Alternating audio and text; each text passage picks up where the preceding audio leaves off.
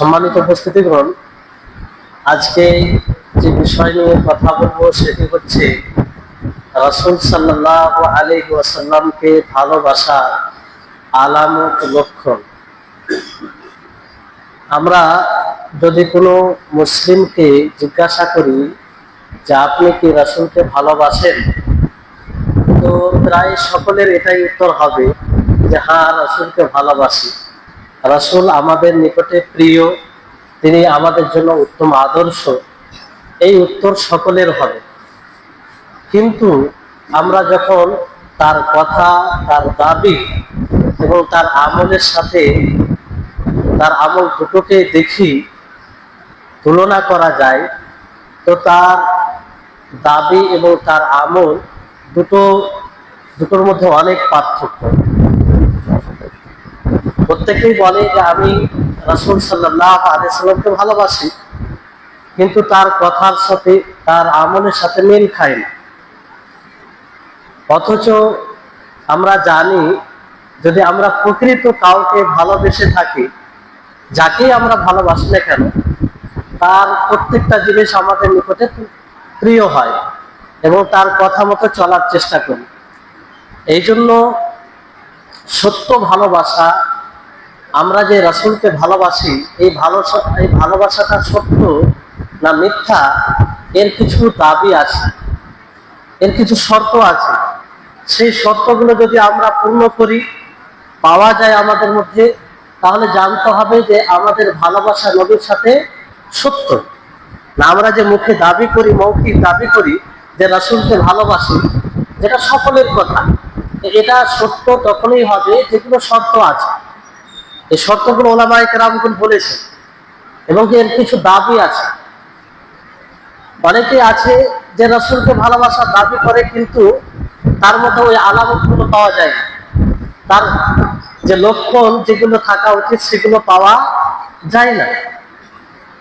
এই জন্য কবি খুব সুন্দর এটাকে ব্যক্ত করেছেন যে মাইয়াদ্দাই হুব্বান নবী ফালাম ইয়াফুত মিন হাদিহি ফাসাফাহাতুন ওয়াহিরা। যে ব্যক্তি নবী করিম মুহাম্মদ সাল্লাল্লাহু আলাইহি সাল্লামের ভালোবাসা দাবি করলো, সে বলল যে আমি আল্লাহ নবীকে ভালোবাসি, অথচ সে নবীর মানহাজের উপরে চলে না, নবীর পদ্ধতি অনুযায়ী চলে না, নবীর আদর্শকে গ্রহণ করতে পারে না, তো আসলে তার এটা নির্বোধের পরিচয়। তার এই কথা, এই দাবি, এটা অবাস্তব, এটা তার বোকামি। অনুরূপ ভাবে আরো কবি বলেন যে লাউ কানা হুব্বুকা সাদিকান লা আতাতাহু ইন্নাল মুহিব্বা লিমান ইউহিব্বু ইউতিউ। যদি আপনার মুহাব্বত, আপনার নবীর সাথে ভালোবাসা সত্য হয়, তাহলে আপনি অবশ্যই যাকে ভালোবাসেন তাকে তার অনুসরণ করবেন, তার অনুগত্য করবেন। কারণ একজন প্রেমী যার সাথে প্রেম করে, যাকে ভালোবাসে, তার অনুসরণ করে, এটা স্বাভাবিক। এই জন্য দুনিয়াতে দেখবেন, যাকে আমরা ভালোবাসি, যে আমাদের নিকটে প্রিয় হয়, তার সবকিছু ভালো লাগে, তার খাওয়া দাওয়া, তার পোশাক, তার চলন ফিরন, তার কথা, সে মন্দ কাজগুলো আমরা ভালো বলি। যাকে আমরা ভালোবাসি সে যদি মন্দ কাজ করে থাকে না, তারপর আমরা সেটা পজিটিভ এতে নিই না, এরকম হয়েছে, মনে হয় ওনার এটা উদ্দেশ্য ছিল। যাকে আমরা ভালোবাসি তার ব্যাপারে এই মন্তব্য করি। আর যাকে আমরা ভালোবাসি না, সে ভালো কাজ করলো বলি না, এটা মনে হয় কিছু অন্য উদ্দেশ্য করেছে, নেগেটিভ, নেতিবাচক আমরা সেটা নিই। এটা স্বাভাবিক। আমরা যদি সত্যিকারের নবী করিম মুহাম্মদ সাল্লাল্লাহু আলাইহি সাল্লামকে ভালোবেসে থাকি, তাহলে তার সব কিছু আমাদের নিকটে প্রিয় হয়, আর সেটা আমরা অনুসরণ করব, তার অনুগত্য করব। সম্মানিত উপস্থিতিগণ, এই জন্য একজন প্রখ্যাত আলেম এবং তিনি বলেন যে নবীর সাথে ভালোবাসা মানে তার সুন্নতের সহযোগিতা করা। তার সুন্নতের সহযোগিতা মানে কি? তার সুন্নাত অনুযায়ী জীবনযাপন করা, তার সুন্নাতকে বাস্তবায়ন করা, তার হাদিস অনুযায়ী আমল করা, এবং শরীয়তের উপরে যখনই কেউ কুমন্তব্য করবে তার প্রতিরোধ করা, তার প্রতিবাদ করা। এটি হচ্ছে নবীর সাথে ভালোবাসা অনুরূপ ভাবে যখনই রাসূল সাল্লাল্লাহু আলাইহি ওয়াসাল্লামের আলোচনা আসবে, রাসূলকে দেখার একটা আশা, রাসূলের জীবদ্দশায় উপস্থিত হওয়ার একটা কামনা করা, এবং তার জন্য তার কথাকে, তার হাদিসকে প্রচার প্রসার করার জন্য অর্থ ব্যয় করা, পরিশ্রম করা, আর্থিক পরিশ্রম, শারীরিক পরিশ্রম করা, এটা হচ্ছে নবীর প্রতি ভালোবাসার লক্ষণ। নবীর প্রতি ভালোবাসা।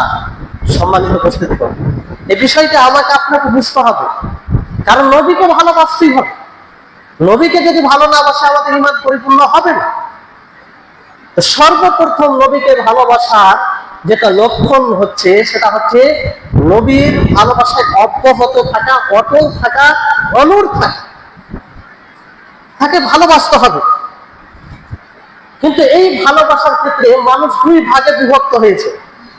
আপনি সমাজে তাকাবেন, দেখবেন মানুষ দুই ভাগে বিভক্ত। এক ভাগ মানুষ আল্লাহ নবীকে এত ভালোবেসেছে, এত প্রিয় বানিয়েছে যে সেখানে সীমা লঙ্ঘন করেছে, বাড়াবাড়ি করেছে, আল্লাহ নবীকে আল্লাহর স্থান দিয়ে দিয়েছে। যেই সব গুণ একমাত্র আল্লাহর জন্য হতে পারে, অন্য কোনো মাখলুকের জন্য অসম্ভব, সেই গুণ আল্লাহর নবীর জন্য সাব্যস্ত করেছে। এটা বাড়াবাড়ি নয়, এটা অতিরঞ্জন নয়। আলিমুল গায়ব একমাত্র কে? আল্লাহ তাআলা। কেউ যদি বলে নবী সাল্লাল্লাহু আলাইহি ওয়াসাল্লাম তিনি গায়বের খবর জানেন, এটা বাড়াবাড়ি নয়, এটা কি ভালোবাসা? কেউ যদি বলে যে নবী সাল্লাল্লাহু আলাইহি ওয়াসাল্লাম তিনি এখন কারো উপকার করতে পারে, কারো ক্ষতি করতে পারে, উপকার অপকার করার মালিক একমাত্র আল্লাহ তাআলা। একজন মানুষ যখন দুনিয়া থেকে বিদায় নেই, তখন আর সে উপকার অপকার করার ক্ষমতা রাখে না। যদি এটা আমরা নবীর ব্যাপারে ধারণা রাখি, তাহলে এটা বাড়াবাড়ি। এই জন্য নবী করিম মুহাম্মদ সাল্লাল্লাহু আলাইহি ওয়াসাল্লাম তিনি সতর্ক করেছেন। তিনি বলেছেন, লা তুকুলুনি কামা আতওয়াতিন নাসারা, যে তোমরা আমার প্রশংসার ব্যাপারে আমাকে নিয়ে বাড়াবাড়ি করো না, অতিরঞ্জন করো না। এটা করে তোমরা লাভবান হবে না। যেমন ভাবে খ্রিস্টানরা, নাসারারা ঈসা ইবনে মারিয়ামের ব্যাপারে বাড়াবাড়ি করেছে। তিনি আল্লাহর বান্দা ছিলেন, আল্লাহর রাসূল ছিলেন, কিন্তু তারা কি করেছে? ঈসা আলাইহিস সালামকে আল্লাহর পুত্র বানিয়েছে, নাউজুবিল্লাহ। কেউ তাকে ইলাহ বানিয়ে দিয়েছে। ওইভাবে আমাকে নিয়ে তোমরা বাড়াবাড়ি করো না। তারপরে আল্লাহ নবী নিজে বলছেন, ইন্নামা আনা আব্দুল, যে আমি আল্লাহর বান্দা, আর তার রাসূল, তার প্রেরিত রাসূল আমার উপরে ওহী হয়েছে, তার বার্তা আমি তোমাদের নিকটে পৌঁছে দিই। আমি বান্দা, আমাকে অতটাই বলবে আমি রাসূল। সম্মানিত উপস্থিতি, তাহলে রাসূলকে ভালোবাসতে গিয়ে বাড়াবাড়ি করা যাবে না। অনুরূপ ভাবে দ্বিতীয় প্রকার যে লোক, সে কি করে? সে একদম অনেকেই শিখে নবী থেকে এতটা দূরে যে সে জানে না পর্যন্ত নবী সাল্লাল্লাহু আলাইহি ওয়াসাল্লাম তার মর্যাদা কি, তার মাকাম কি, তিনি কিরকম সম্মানিত ব্যক্তি, আল্লাহ তাআলা কতটা সম্মানিত করেছেন। ফলে রাসূলের নাম দিয়ে তাকে বলা হয় যে আল্লাহ নবী এটা বলেছেন, তার শরীরে কোনো প্রভাব পড়ে না, কোনো প্রভাব পড়ে না। কারণ আল্লাহর রাসূলকে জানেই না, আল্লাহর রাসূলের প্রতি তার ভালোবাসা নেই। এটা এক প্রকার শিথিল হয়ে গেছে। তো রাসূলকে ভালোবাসতে হবে সেইভাবে যেভাবে সাহাবায়ে কেরাম রিজওয়ানুল্লাহি আলাইহিম আজমাইন রাসূলকে ভালোবেসেছে, সেইভাবে ভালোবাসতে হবে। তাহলে আমরা সফল হব। আর মনে রাখবেন, আমাদের নিকটে দুনিয়াতে যা কিছু প্রিয়, যেসব জিনিস আমাদের নিকটে প্রিয়, তার চেয়ে প্রিয় রাসূল হতে হবে। আল্লাহ তাবারক ওয়া তাআলা বলেন সূরা তাওবার 24 নম্বর আয়াতে, কুল ইন কানা আবাউকুম ওয়া ইখওয়ানুকুম ওয়া আজওয়াজুকুম ওয়া আশীরাতুকুম ওয়া আমওয়ালুন ইক্তারাফতুমুহা ওয়া তিজারাতুন তাখশাউনা কাসাদাহা ওয়া মাসাকিন তারদাউনাহা আহাব্বা ইলাইকুম মিনাল্লাহ ওয়া রাসূলিহি ওয়া জিহাদুন ফি সাবিলিহি ফাতারাব্বাসু হাত্তা ইয়াতি আল্লাহু বিআমরিহি ওয়াল্লাহু লা ইয়াহদিল কওমাল ফাসিকিন।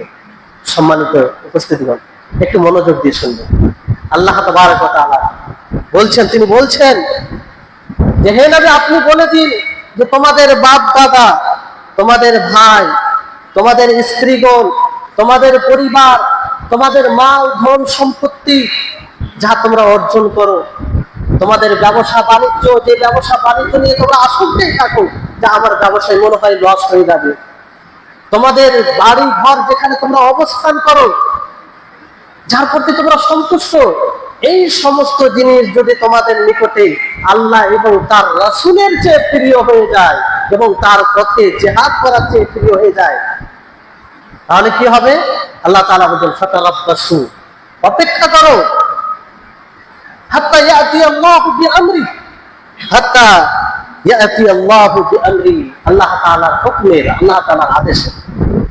সম্মানিত উপস্থিতিগণ, স্বাভাবিকভাবে দুনিয়াতে যেসব জিনিস আমাদের নিকটে প্রিয়, সেই সব জিনিসের নাম উল্লেখ করে আল্লাহ তাআলা বলছেন যে তোমাদের বাড়ি, তোমাদের স্ত্রী, তোমাদের সন্তান, তোমাদের বাপ দাদা, তোমাদের ব্যবসা বাণিজ্য, এগুলো যদি তোমাদের নিকটে আল্লাহ এবং তার রাসূলের চেয়ে প্রিয় হয়ে যায়, তাহলে আল্লাহ তাআলার আযাবের অপেক্ষা করো, শাস্তির অপেক্ষা করো।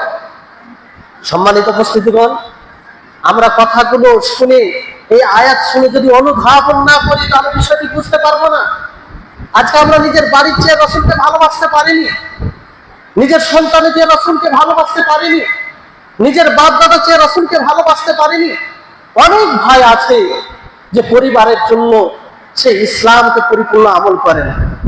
অনেক ভাই আছে যে সে অর্থের জন্য ঠিক মতো ইবাদত করে না। অনেক ভাই আছে যে বুঝতে পারছে যে হক এটা, কোরআন হাদিস অনুযায়ী এটা এই পথ, তারপরও সে সেই পথে আসে না। কেন? তার পরিবার। তার মানে কি? যে পরিবারের ভালোবাসার উপরে রাসূলের ভালোবাসাকে প্রাধান্য দিতে পারি। এগুলোর চেয়ে ভালোবাসতে হবে। আর যদি না ভালোবাসতে পারি, তাহলে আল্লাহ তাআলার আযাবের অপেক্ষা করতে হবে, তার আযাবের অপেক্ষা করতে হবে। আর যারা ভালোবাসতে পারে না, তারা ফাসিক। আল্লাহ তাআলা ফাসিক বলেছেন তাদেরকে। আল্লাহ তাআলা তারপরে বলেন ওয়াল্লাহু লা ইয়াহদিল কওমাল ফাসিকিন, আল্লাহ তাআলা ফাসিক কওমদেরকে হেদায়েত দেন না। আমরা যদি রাসূলকে ভালোবাসতে না পারি সব জিনিসের চেয়ে বেশি, তাহলে আল্লাহ তাআলা আমাদেরকে হেদায়েত দিবেন না। এজন্য দেখবেন অধিকাংশ মানুষ বারবার বলে যে রাসূল বলেছেন, আল্লাহ তাআলা বলেছেন, তারপরে হেদায়েতের কথা আসে না। কেন? আল্লাহ তাআলা বলেছেন যে তাদেরকে হেদায়েত দিবে না। যাদের নিকটে রাসূল, তাদের বাড়ি ঘর, তাদের সন্তান, তাদের স্ত্রী কোনো চেয়ে প্রিয় না হবে। সম্মানিত উপস্থিতিগণ, তাহলে একজন মুমিনের নিকটে রাসূল সাল্লাল্লাহু আলাইহি ওয়াসাল্লাম তার জানের চেয়ে প্রিয় হবে, তাহলে সে পরিপূর্ণ মুমিন হতে পারবে। আল্লাহ তাবারক ওয়া তাআলা অন্য আয়াতে বলেন আন-নাবিয়্যু আওলা বিল মুমিনিনা মিন আনফুসিহিম, যে নবী সাল্লাল্লাহু আলাইহি ওয়াসাল্লাম মুমিনদের নিকটে তাদের আত্মার চেয়ে ঘনিষ্ঠতর হবে, তাদের আত্মার চেয়ে ঘনিষ্ঠ হবে। আমরা নিজের দিকে তাকাই, নিজের নফসকে জিজ্ঞাসা করি, নিজের আত্মাকে জিজ্ঞাসা করি, আমরা কি নবীকে সেই আত্মার চেয়ে বেশি ভালোবাসতে পেরেছি? অনেক সময় মনে হয় যে না, একটু আরাম করে নি, আর এদিকে মুয়াজ্জিন ডাক দিচ্ছে হাইয়া আলাস সালাহ, হাইয়া আলাল ফালাহ, এসে সফলতার দিকে, তারপরে আমরা গুরুত্ব দিই না। তার মানে কি? এখানে নিজের নফসকে আমরা প্রাধান্য দিই, নবীকে ভালোবাসতে পারিনি। সম্মানিত উপস্থিতিগণ, মনে রাখবেন, আপনার নিকটে যদি নবী করিম মুহাম্মদ সাল্লাল্লাহু আলাইহি সাল্লাম প্রিয় হয়, ভালোবাসা, বেশি ভালোবাসেন তাকে, তাহলে আপনার জন্য সমস্ত ইবাদত সহজ হয়ে যাবে। আপনি ইবাদতের স্বাদ পাবেন, ইবাদত করতে আপনাকে ভালো লাগবে, ইবাদত করে আপনি প্রশান্তি লাভ করবেন।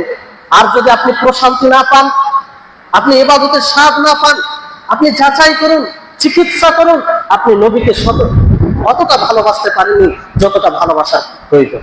কারণ নবী করিম মুহাম্মদ সাল্লাল্লাহু আলাইহি ওয়াসাল্লাম এক হাদিসে বলেন যে একজন মুমিন ঈমানের স্বাদ তখনই পায় যখন তার নিকটে আল্লাহ এবং তার রাসূল সবচেয়ে বেশি প্রিয় হয়। এজন্য দেখবেন একজন ব্যক্তি নামাজ শুরু করে, 2 দিন নামাজ পড়ে ছেড়ে দেয়, তাই না?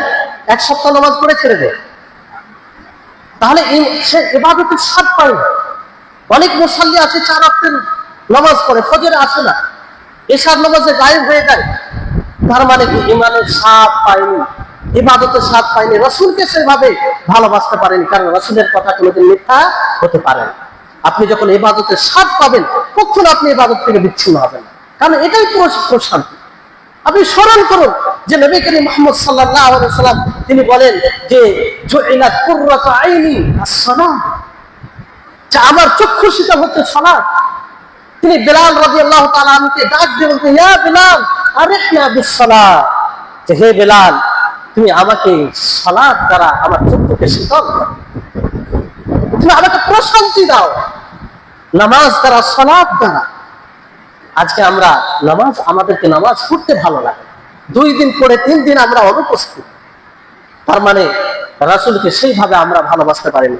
সম্মানিত উপস্থিতিগণ, তাহলে রাসূলকে নিজের জানের চেয়েও ভালোবাসতে হবে, তাহলেই আমরা পরিপূর্ণ মুমিন হতে পারবো। নবী করিম মুহাম্মদ সাল্লাল্লাহু আলাইহি ওয়াসাল্লাম তিনি একদিন বলেন, ওমর রাদিয়াল্লাহু তাআলা আনহুর হাত ধরেছিলেন। তো ওমর রাদিয়াল্লাহু তাআলা আনহু তিনি নিজেই বলেন যে আল্লাহর নবী আপনাকে সবচেয়ে বেশি ভালোবাসে, দুনিয়াতে যা কিছু আছে, নিজের স্ত্রী সন্তান সবচেয়ে বেশি আপনাকে ভালোবাসে, ইল্লা মিন নাফসি, কিন্তু আমার আত্মার চেয়ে আপনাকে বেশি ভালোবাসে। তিনি সত্য কথা বলেছিলেন, আমাদের মতো মিথ্যুক নয়। আমরা মুখে যেমন দাবি করি নবীকে ভালোবাসি, যে কোনো মানুষকে জিজ্ঞাসা করেন যে নবীকে ভালোবাসেন, হ্যাঁ ভালোবাসি, নিজের আত্মার চেয়ে, নিজের চেয়েও ভালোবাসি। কিন্তু ওমর রাদিয়াল্লাহু তাআলা আনহু তিনি সত্য বলেছিলেন যে আমি নিজের আত্মার চেয়ে আপনাকে বেশি ভালোবাসি, বাকি সব জিনিসের চেয়ে বেশি ভালোবাসি। তখন নবী করিম মুহাম্মদ সাল্লাল্লাহু আলাইহি ওয়াসাল্লাম কি বলেন যে তোমাদের মধ্যে কেউ অতক্ষণ পর্যন্ত মুমিন হতে পারবে না, পরিপূর্ণ মুমিন, যতক্ষণ পর্যন্ত সে নিজে আত্মার চেয়ে আমাকে ভালোবাসবে। তখন ওমর রাদিয়াল্লাহু তাআলা আনহু তিনি বললেন, ইয়া রাসূলুল্লাহ, এখন থেকে আপনাকে নিজের আত্মার চেয়ে ভালোবাসি। এটা কি মৌখিক দাবি ছিল না, শুধু কথা ছিল? জি না, তিনি বাস্তবায়ন করেছিলেন। তখন আল্লাহ নবী বলেছেন, আল আন ইয়া উমর, হে উমর, এখন তুমি মুমিন হয়েছো, এখন তুমি পরিপূর্ণ মুমিন হয়েছো। সম্মানিত উপস্থিতিগণ, তাহলে রাসূলকে ভালোবাসবে। রাসূল তো এখন বেঁচে নেই, তিনি দুনিয়াতে নেই। তার সাথে ভালোবাসার পরিচয় হচ্ছে তার সুন্নাহকে মজবুত করে ধরবেন, তার আদর্শকে গ্রহণ করবেন, তার চরিত্রে চরিত্রবান হবেন। তিনি যাদেরকে ভালোবাসেন তাদেরকে ভালোবাসবেন। তারপরে রাসূল সাল্লাল্লাহু আলাইহি সাল্লামের সাথে ভালোবাসা আরেকটি অন্যতম লক্ষণ হচ্ছে যে তার অনুসরণ করা, তার অনুগত্য করা। তার সবকিছুকে অনুগত্য করতে হবে। আপনার পরিবারে চলতে গিয়ে তার অনুগত্য করতে হবে, ব্যবসা বিজনেস করতে গিয়ে তার অনুগত্য করতে হবে, মানুষের সাথে চলাফেরা করতে গিয়ে তার অনুগত্য করতে হবে, তার শিষ্টাচারে শিষ্টাচারিত হতে হবে। তাহলে এটা রাসূলের সাথে ভালোবাসার পরিচয় হবে। প্রকৃত ভালোবাসা রাসূলের সাথে এর লক্ষণ এটা হবে, এবং সব সময় তার অনুসরণ করবেন। আপনি সুখে আছেন, দুঃখে আছেন, নেয়ামতে আছেন, কষ্টে আছেন, যে কোনো অবস্থায় থাক না কেন, সব সময় আল্লাহর রাসূলের অনুসরণ করবেন। কারণ রাসূলের অনুসরণ করা মানে কার অনুসরণ করা? আল্লাহ তাবারক ওয়া তাআলার অনুসরণ করা। আল্লাহ তাবারক ওয়া তাআলা বলেন, মান ইউতি'র রাসূলা ফাকাদ আতা আল্লাহ, যে রাসূলের অনুসরণ করে মূলত সে আল্লাহ তাআলার অনুসরণ করে, আল্লাহ তাআলার অনুগত্য করে। সম্মানিত উপস্থিতিগণ, রাসূলের অনুসরণ আল্লাহর অনুসরণ থেকে বিচ্ছিন্ন নয়, আল্লাহ তাবারক ওয়া তাআলার অনুসরণ রাসূলের অনুসরণ থেকে বিচ্ছিন্ন নয়। আল্লাহ তাআলার অনুসরণ করা মানে রাসূলের অনুসরণ করা। কারণ আল্লাহ তাআলা হুকুম দিয়েছেন তোমরা তোমাদের রাসূলের অনুসরণ করো, অনুগত্য করো। তারপরে আল্লাহ তাবারক ওয়া তাআলা বিভিন্ন আয়াতে উদ্বুদ্ধ করেছেন। আল্লাহ তাবারক ওয়া তাআলা একটি আয়াতে বলেন, যে আয়াতটি আমরা অহরহ শুনে থাকি, লাকাদ কানা লাকুম ফি রাসূলিল্লাহি উসওয়াতুন হাসানাহ লিমান কানা ইয়ারজুল্লাহ ওয়াল ইয়াউমাল আখির ওয়া যাকারাল্লাহা কাসীরা। যে রাসূল সাল্লাল্লাহু আলাইহি ওয়াসাল্লামের জীবনীতে তোমাদের সকলের জন্য উত্তম আদর্শ রয়েছে। কাদের জন্য? যারা আল্লাহর প্রতি আশা করে, ইয়াউমে আখিরাত শেষ দিবসে আশা করে এবং আল্লাহ তাআলা অধিকভাবে স্মরণ করে।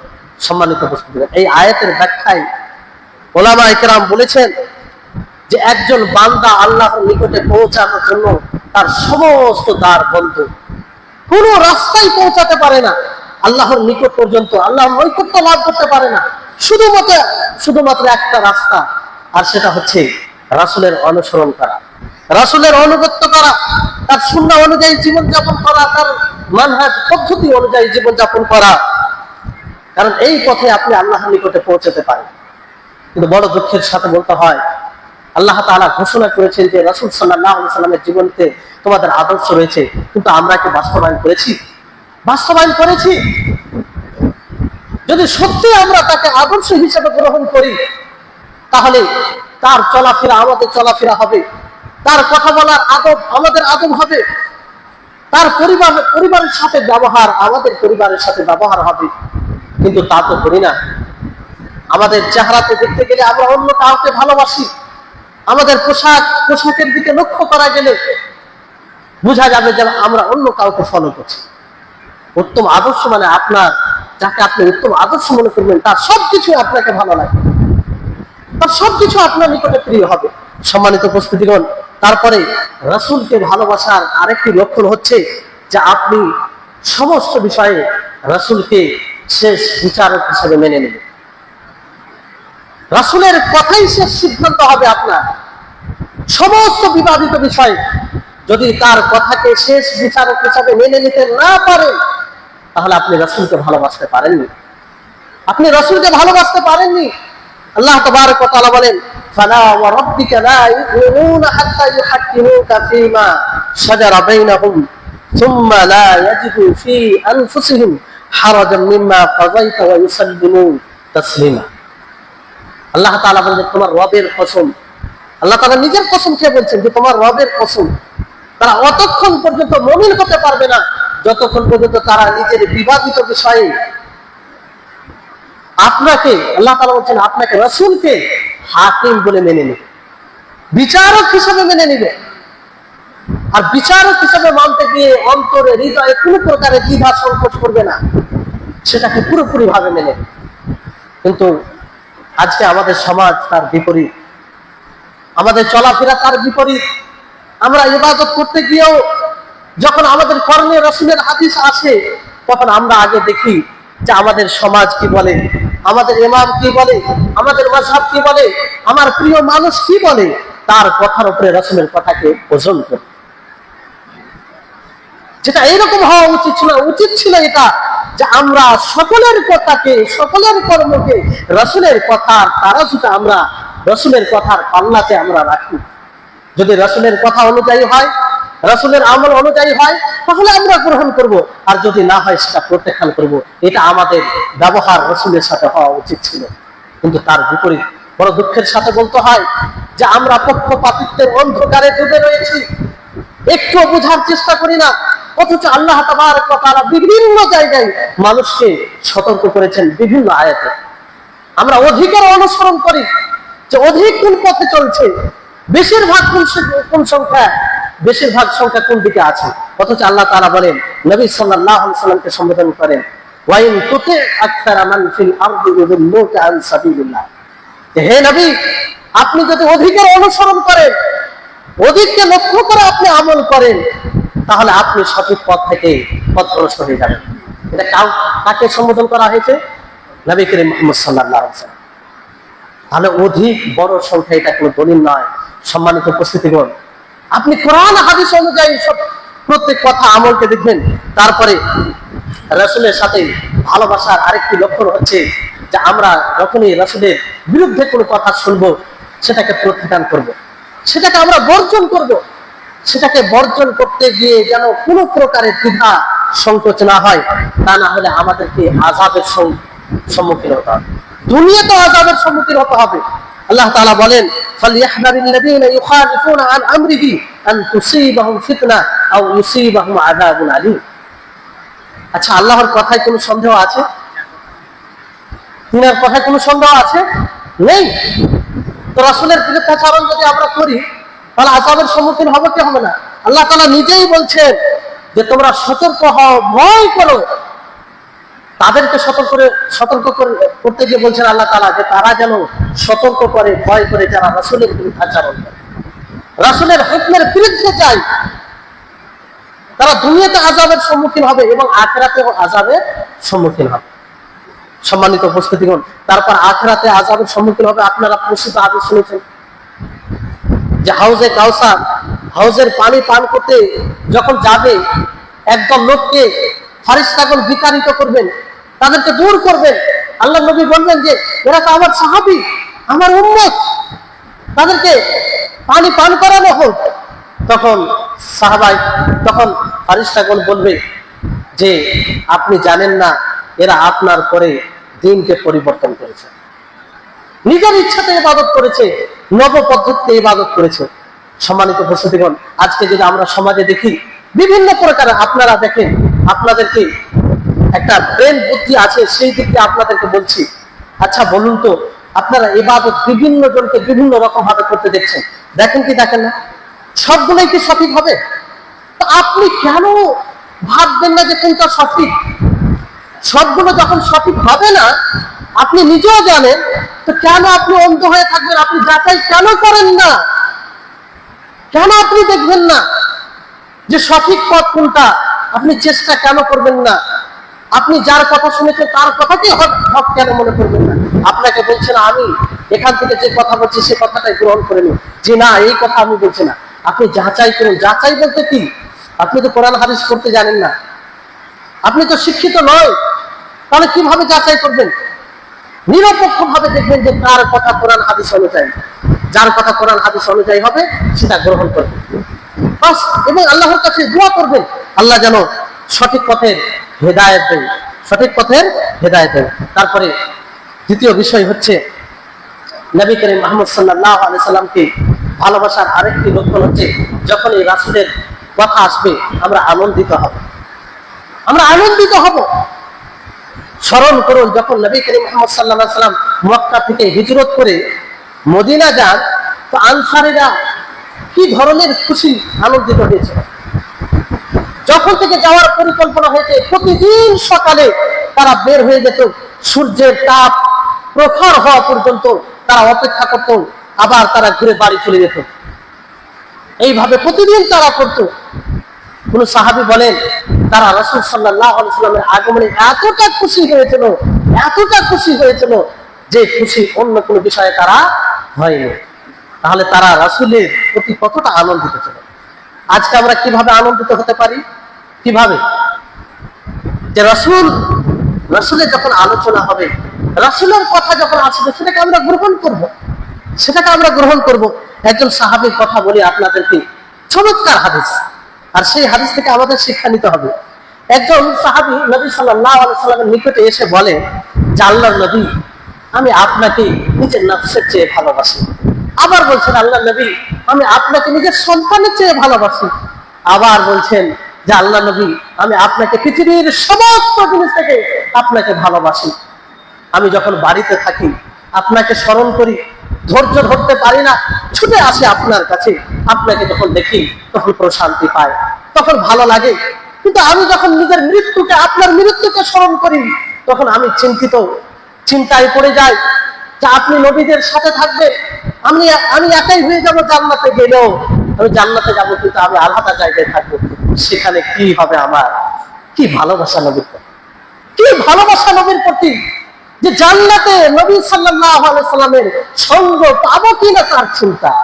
আমরা দুনিয়াতে তার নাম শুনে তাকে উপেক্ষা করি, তার কথা শুনে তাকে উপেক্ষা করি, তার কথা শোনার পরে নিজের পীরদের কথাকে আমরা প্রাধান্য দিই, তার কথা শোনার পরে আমরা নিজের সমাজের কথাকে প্রাধান্য দিই। আর এই সাহাবীকে দেখেন, তিনি দুনিয়ার কথা বললেন যে আপনাকে স্মরণ করে শান্তি পাই না, ছুটে আসে আপনার কাছে, আপনাকে দেখে আমি শান্তি পাই। আর জান্নাতে কিভাবে আপনার সঙ্গ পাবো? আল্লাহর নবী চুপ থাকলেন, কিছু বললেন না, কিছুই বললেন না। আল্লাহ তাআলা সেই আসমান আরশ থেকে তার কথা সবই জানতে শুনলেন, আয়াত নাযিল করে আল্লাহ তাআলা বললেন, ওয়া মান ইউতি'ইল্লাহা ওয়ার রাসূলা ফাউলাইকা মা'আল্লাযীনা আন'আমা আল্লাহু আলাইহিম মিনান নাবিয়্যিনা ওয়াস-সিদ্দীকিনা ওয়াশ-শুহাদা ওয়াস-সালিহিন ওয়া হাসুনা উলাইকা রাফীকা। সম্মানিত উপস্থিতিগণ, আল্লাহ তাআলা আয়াত নাযিল করে বললেন যে যারা রাসূলের অনুসরণ করে, আল্লাহ এবং রাসূলের অনুসরণ করে, তারা তাদের সাথে থাকবে, নবীদের সাথে থাকবে, সালেহীনদের সাথে থাকবে, সত্যবাদীদের সাথে থাকবে এবং তাদের সঙ্গ খুব ভালো হবে। তাহলে এই হচ্ছে বিষয়। এইভাবে সাহাবীরা কিভাবে আল্লাহ নবীকে ভালোবাসতেন, অসংখ্য ঘটনা আছে, সময় প্রায় হয়ে এলো। সাহাবায়ে কেরাম জানেন, তারা মদে অভ্যস্ত ছিলেন, মদ পান করতেন, তখন হালাল ছিল। একবারে মদ হারাম হয়, যখন ফাইনালি ভাবে আল্লাহ তাআলা হারাম করলেন মদকে, তখন সেই সময় সাহাবীদের বাড়িতে বড় বড় পাত্রে মদ ছিল। আল্লাহ নবীর যখন আল্লাহ নবীর পক্ষ থেকে জানতে পারলেন যে শরাব হারাম, মদ হারাম, সকল সাহাবী সেই বড় বড় পাত্র এনে রাস্তায় ফেলে দিলেন। একটুকু ভাবলেন না যে আমরা মদ অভ্যস্ত কি করে ছাড়তে পারি। আজকে বর্তমান মুসলিমদের অবস্থা এমন যে কেউ যদি সিগারেটে অভ্যস্ত থাকে, বিড়ি খায়, মদ খায়, তাকে যদি বলি ভাই এটা তো হারাম, সে বলে এটা ছাড়তে পারি না, ছাড়তে সময় লাগে। এটা কি রাসূলের প্রতি ভালোবাসা? রাসূলের প্রতি ভালোবাসা? সাহাবায়ে কেরাম যে মদ নিয়ে পড়ে থাকতেন, তিনার মুখ থেকে যখন শুনলেন এই শরাব, এই মদ হারাম, তিনারা ছেড়ে দিলেন, কিছুই ভাবলেন। সম্মানিত উপস্থিতিগণ, তারা বাইতুল মাকদিসের দিকে মুখ করে সালাত আদায় করেন। হঠাৎ করে তারা শুনতে পেলেন যে বাইতুল মাকদিস কাবা কিবলা চেঞ্জ হয়েছে, পরিবর্তন হয়ে কাবা হয়েছে। সঙ্গে সঙ্গে রুকু অবস্থায় তারা কিবলা কাবাকে বানালেন। একটু ভাবলেন না যে এই নামাজটা তো করে নি, পরে ভাববো বিষয়টি, দেখবো কথাটি আসল সত্য না মিথ্যা। কিভাবে অনুসরণ করতেন, কিভাবে রাসূলকে ভালোবাসতেন, কোনো দ্বিধা সংকোচ নাই। আজকে আমরা রাসূলের কথা আসার পরে শরীরে কোনো প্রভাব পড়ে না। গুনাহ করার পরেও বলা হয় যে রাসূল হারাম করেছেন, রাসূল অসন্তুষ্ট হন, তারপরে শরীরে কম্পন আসে। সম্মানিত উপস্থিতিগণ, এইভাবে অনেক তার লক্ষণ রয়েছে। আপনাদেরকে এই সংক্ষিপ্ত আলোচনায় এটাই বলতে চাই যে দেখুন, আপনি নিজের রাসূলকে যে ভালোবাসেন, এই ভালোবাসায় সত্যবাদী হন। সত্যবাদিতা প্রমাণ করেন আপনার মৃত্যুর পূর্বে। এই জন্য রাসূল যাদেরকে ভালোবাসেন তাদেরকে ভালোবাসবেন, রাসূল যাদেরকে ঘৃণা করে তাদেরকে ঘৃণা করবেন। সে আপনার পিতা হতে পারে, আপনার সন্তান হতে পারে, আপনার মা হতে পারে, আপনার আত্মীয় স্বজন হতে পারে। যদি সে রাসূলের নিকটে ঘৃণিত হয়, আপনার নিকটে ঘৃণিত হওয়া বাঞ্ছনীয়। আর যদি না হয় তো মনে রাখবেন আপনি রাসূলকে ভালোবাসতে পারেন। সাহাবায়ে কেরামদের জীবনী দেখুন, তিনারা যুদ্ধ করেছেন কার সাথে? নিজের পিতার সাথে, নিজের সন্তানের সাথে, নিজের সন্তানের সাথে, সকলের সাথে যুদ্ধ করেছেন। কেন? তারা রাসূলের শত্রু ছিল। এজন্য আল্লাহ তাআলা বলেন, আল্লাহ তাআলা স্পষ্ট করেছেন যে মুমিনরা তাদের সাথে বন্ধুত্ব করতে পারে না যারা আল্লাহ এবং তার রাসূলের বিরুদ্ধাচরণ করে। যারা আল্লাহ এবং তার রাসূলের বিরুদ্ধাচরণ করে তাদের সাথে বন্ধুত্ব করতে পারে না। এটা ঈমানের দাবি। সম্মানিত উপস্থিতিগণ, অনুরূপ ভাবে রাসূলের কথার উপরে কারো কথাকে প্রাধান্য দিবেন না। রাসূলের কথা সিদ্ধান্ত চূড়ান্ত বলে মেনে নেবেন। তারপরে সর্বোপরি শেষ কথা যেটা বলবো, সময় হয়ে গেছে, অনেক বিষয় ছিল, বলা হলো না, যে আমরা রাসূলের উপরে দরুদ পাঠ করব। যে রাসূলের এত বড় ইহসান, আল্লাহু আকবার।